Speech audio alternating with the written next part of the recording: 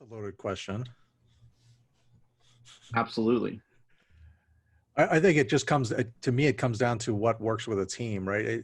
I always tell the teams I work with, we always start with Scrum, unless it's an operations team, but we always start with Scrum because it has discipline.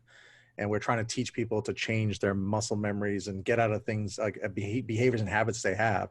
And Scrum enables us to kind of put those guardrails in place and set them down a path. But people often hear me at Pacific Life say, we want to go beyond Scrum, right? We want to ultimately be, it doesn't matter. We just work the way we work and we just get things done, right? Yeah, I totally agree. I feel like the religious battles that happen in the technology industry are purely so people can not do something. And so it's not actually a preference for, it's a preference against.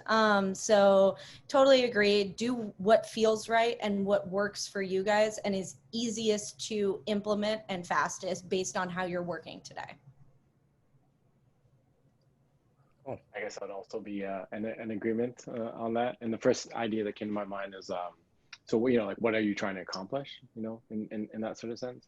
But also I would say, kind of also to what Paul was saying, if you're up in the air, to start with something more structured, such that you develop that discipline that you're able to, and not to. There's a term that I've heard called a terminal case of uniqueness.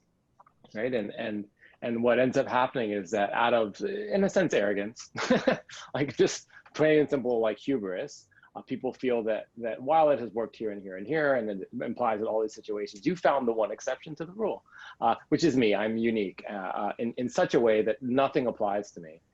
And it can be such a death sentence almost for people not to take the time to reflect that actually our situation is not as unique as we thought.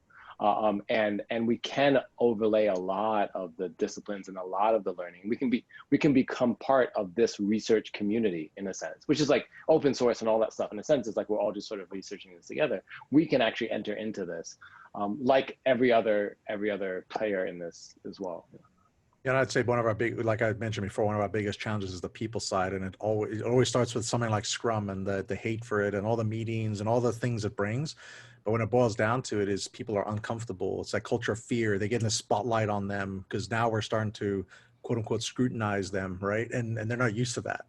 And the teams that embrace it, they kind of accelerate beyond, and then they start tweaking it the way they see fit, and they're a little more successful. So.